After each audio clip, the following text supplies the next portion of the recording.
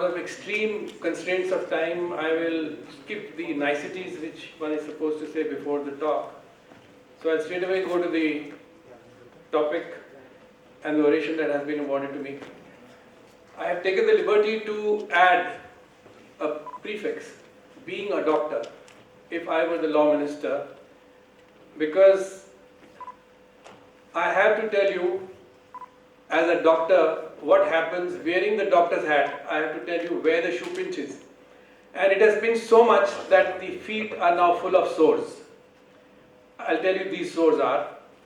Doctors are covered under more than 90 laws and regulations. They can be tried at 12 different platforms simultaneously. And I do not know whatever happened to the res judicata doctrine in case of doctors.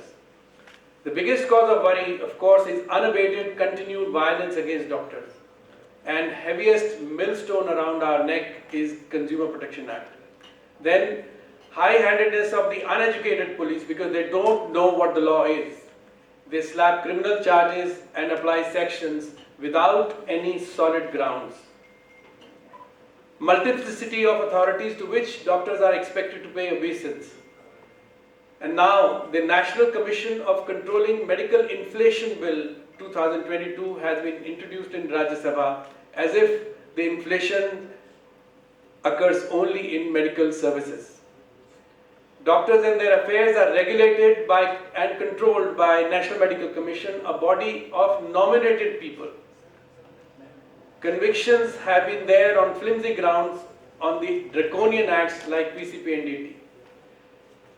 Despite the Supreme Court judgment way back in 1968, clinics and doctors' offices are treated as commercial establishments in most states. They say we have given you rights, but it is just the duties that have been shrouded as rights. Read this. Though a physician is not bound to treat each and every person, he should be ever ready to respond to the call of sick and the injured.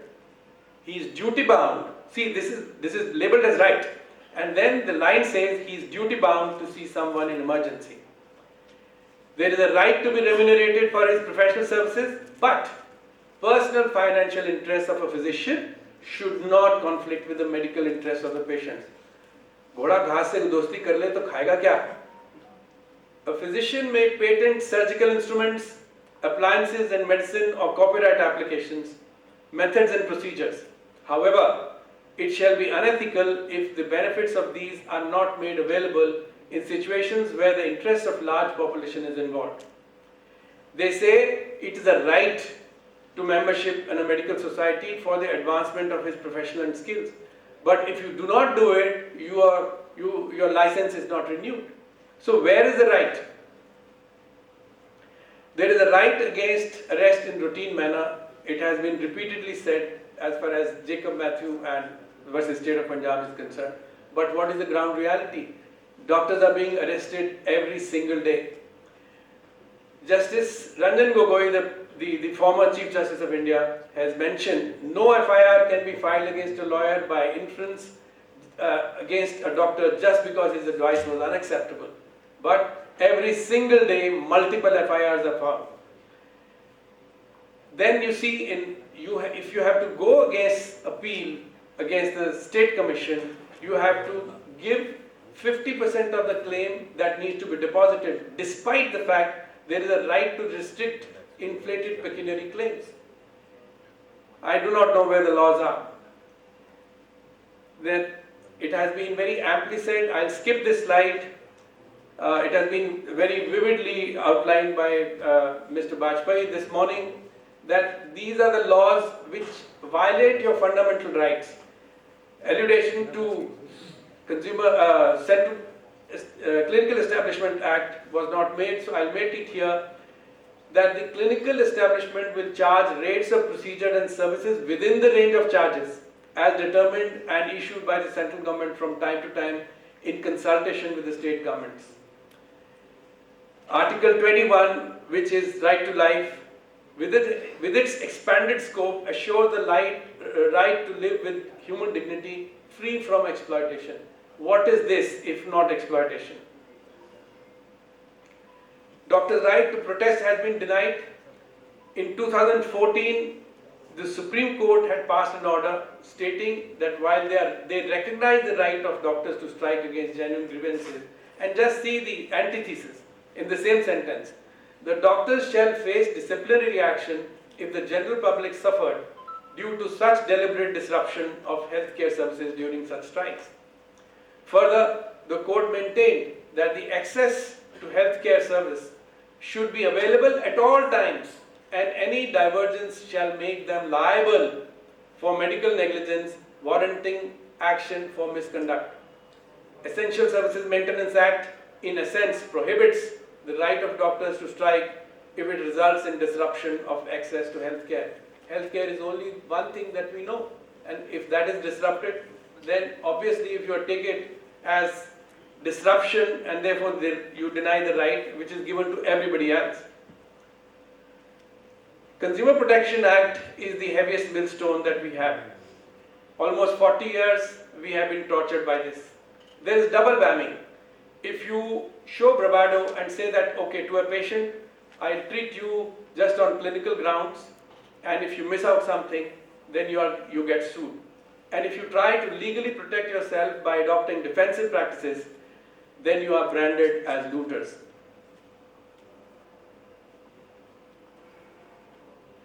My point is, what people do not realize, that those patients who deserve the medical care the most, I have written would be, but are being denied the same. Now I come to the crux.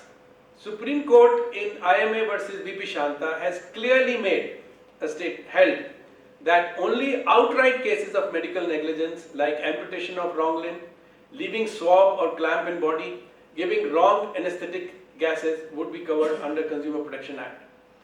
Cases which required evidence of experts were not to be covered under CPA. What is standard medical practice in all other hospitals would not be construed as negligence. But what is the ground reality? Simple lack of care as perceived by the complainant. If the patient feels that it's simple lack of care, the cases are being filed in consumer courts and heard.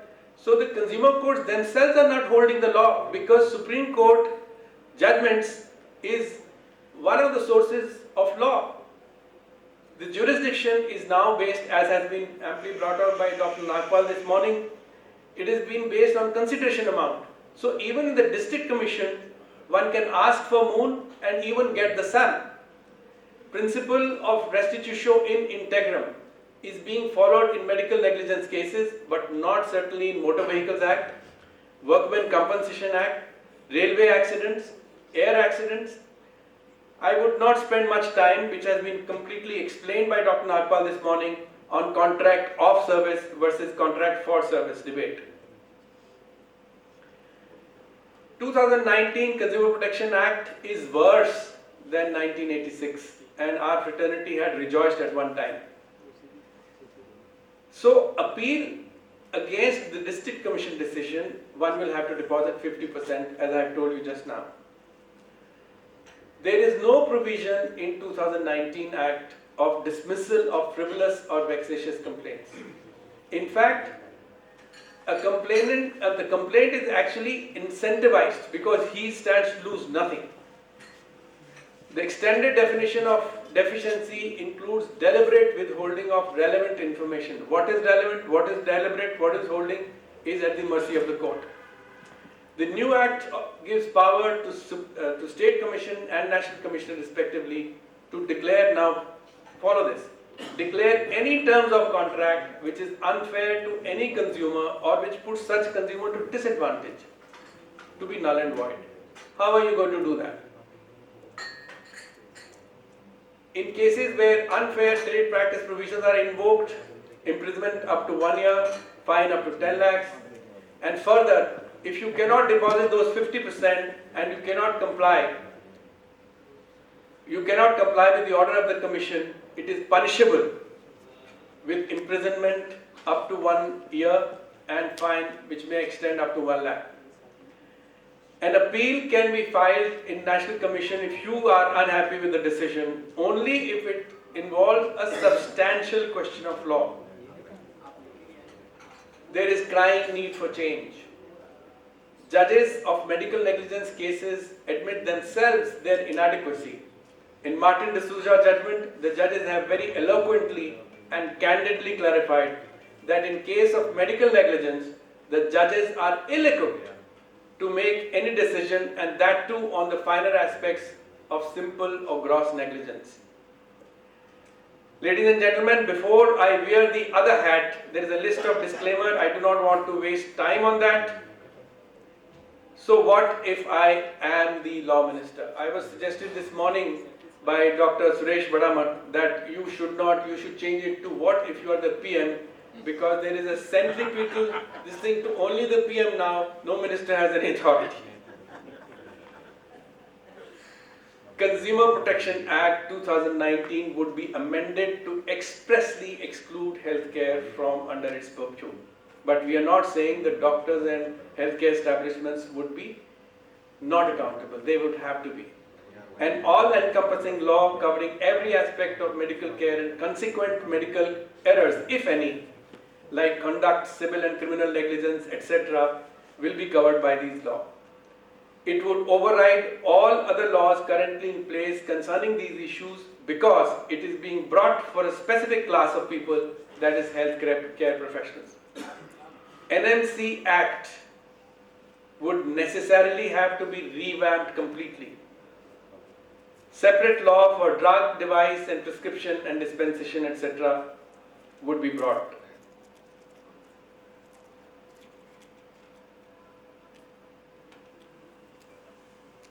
Now there are certain discussion points to firm up the legislative intent. Special medical tribunals at district, state and national level with commensurate powers would be set up, which would cover both civil and criminal negligence as defined in Jacob Matthew. Res judicata would be applied in letter and spirit. Res judicata means a matter that has been adjudicated by a competent court and therefore may not be pursued further by the same parties. Essentially, simultaneous litigation on all other platforms would be banned. We come to compensation and accountability. Compensation amount would be capped and would be calculated in line with the principles adopted in Motor Vehicles Act, Workmen Compensation Act, air accidents, railway accidents, etc., and not based on restitutio in integrum because of inherent congruities. We do not have time to discuss those incongruities. We can discuss it later. Ladies and gentlemen, I will draw your attention and I'll seek your attention to this.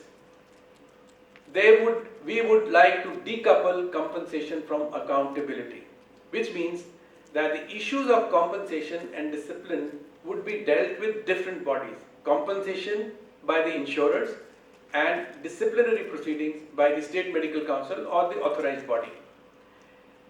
The system in this sense is close to strict liability rule followed in India. In fact, India is the only country probably where it is followed. In the system, two necessary conditions must be established for compensation: proof of medical causation and an injury that could have been avoided. Therefore, the criterion for compensability makes no reference to the terms such as fault, negligence, etc., etc. And these two bodies would not communicate with each other so that doctors can cooperate. The State Medical Council, on the other hand, would handle negligence part of the cases against the healthcare professionals and decide the actions which is under its powers. So therefore, the insurer is completely decoupled from the State Medical Council or National Medical Council or the authority as the case may be. What would be the structure of medical tribunals? The tribunals would comprise of technical members qualified in modern medicine with at least one drawn from IU system also. Because remember, the complaints are going to be against the medical fraternity and various different systems. These members would preferably hold a qualification in law also and would have cleared a qualifying exam at the entry level. The judges also need to clear the exams. From among these members, some may be promoted to the state and national level respectively. The president would be, of course, a judicial officer.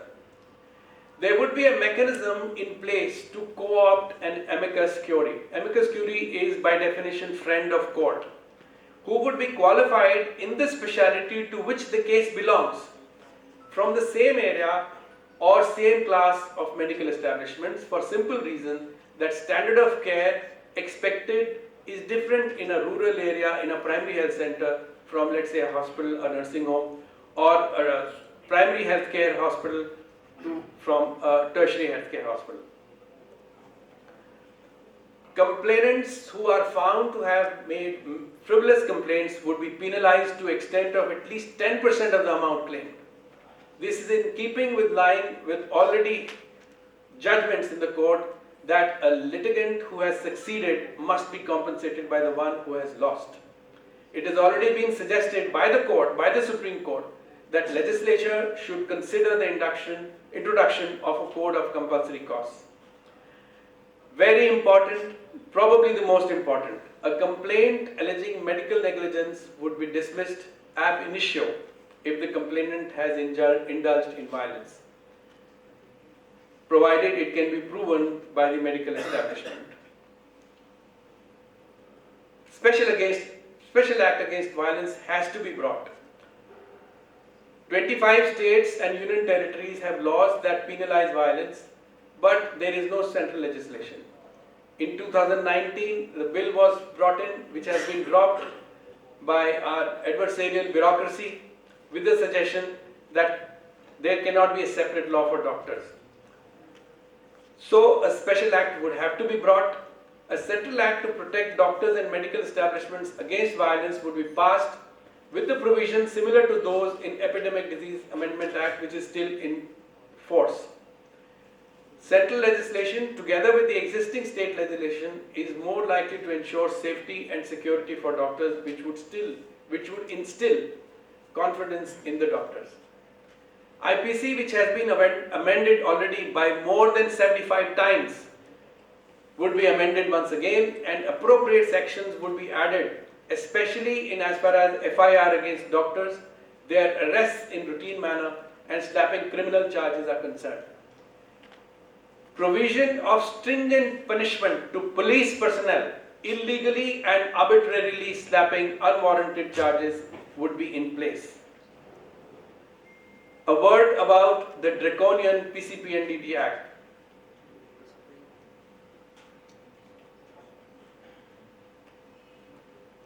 The Act does not appear to have fulfilled the purpose for which it was brought.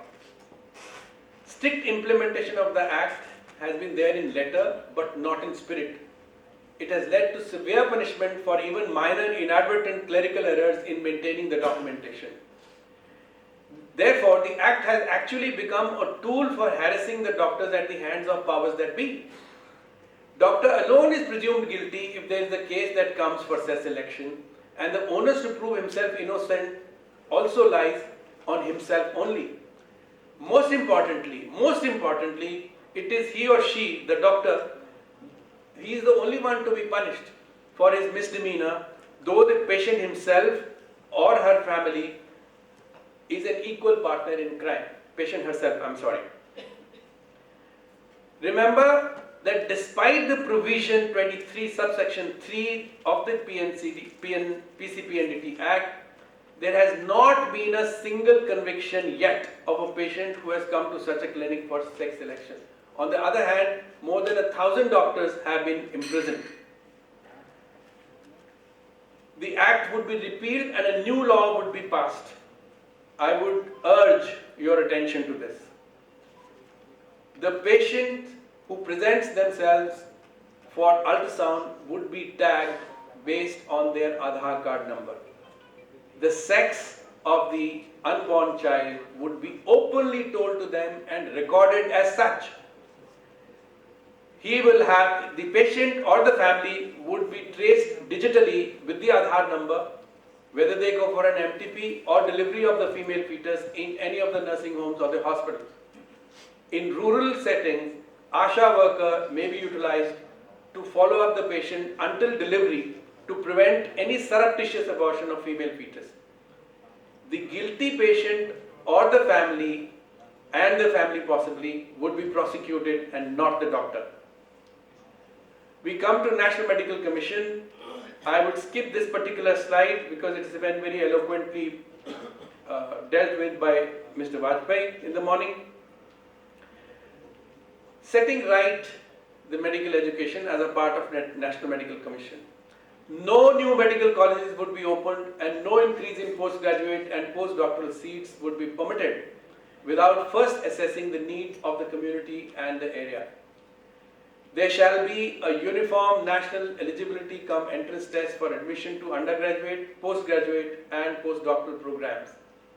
Please, ladies and gentlemen, to maintain the standard medical education at all levels, the eligibility criteria, including minimum qualifying marks, will be set and applied uniformly across all strata of society and shall not be diluted. A common final year undergraduate medical examination known as NEXT would be held for granting license to practice medicine and enrollment in National Register with a unique ID.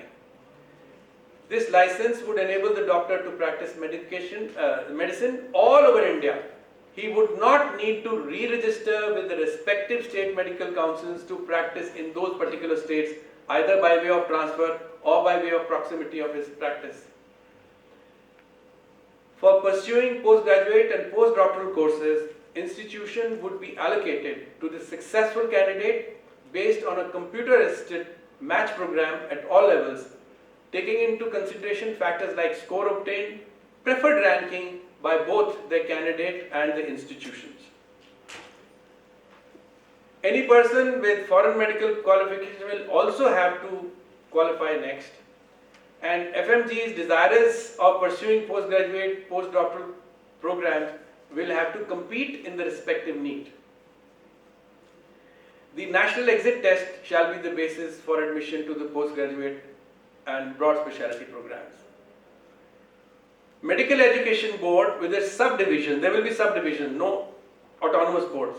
For undergraduate, postgraduate and postdoctoral education would be responsible for setting standards, curricula, guidelines for setting up educational institutions and granting or refusing recognition to such institutions. Facilitating continued training of teachers and taking feedback. Remember, taking feedback and suggestion from the end user, that is teachers.